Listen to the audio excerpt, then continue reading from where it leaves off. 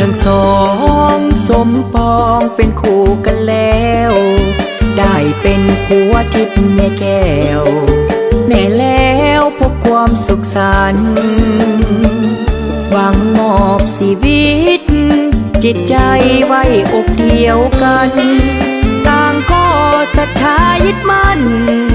ไปฝันถึงวันวิวาพ่อแม่ญาติมิตรต่างคิดตู้เติมเสริมสร้างสวยเป็นภาระทุกอย่างให้สมดังปรารถนาให้ท่านสมรสสมฮักสมดังอุราพี่น้องเพื่อนฝูงทั่วหน้าต่างมาช่วยห่วมอวยใสโจมของหักให้ยืนยาวมันอย่าไปพันจวบวันแก่เท่าลงไปทรัพย์สินเงินทองก็จงเนื่องน้องหลั่งไหลแม้นเกิดลูกหญิงชายให้เลิศด้วยปฏิภาณปัดนี้ทั้งสองสมปองเป็นคู่กันแล้วได้เป็นผัวทิพย์เมียแก้วแน่แล้วพบความสุขสันต์แม้ยามพังผ่านผิดไปอภัยให้กันดวงใจสองจงยึดมั่นต่อคำขวัญผัวเดียวเมียเดียว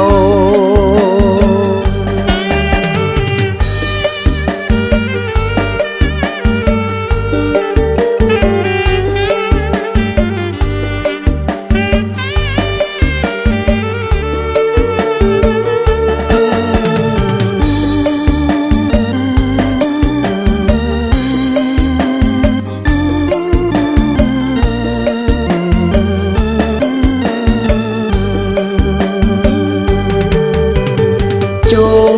มของหักให้ยืนยาวมันอย่าไปพันจวบวันแก่เท่าลงไปทรัพย์สินเงินทองก็จงเนื่องน้องหลั่งไหล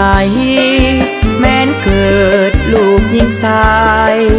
ให้เลิศด้วยปฏิภาณปัดนี้ทั้งสองสมปองเป็นคู่กันแล้วได้เป็นผัวทิพย์เมียแก้ว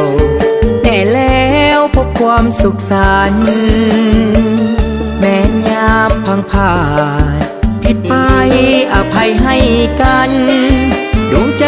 สองจงยึดมั่นต่อคำขวัญผัวเดียวเมียเดียว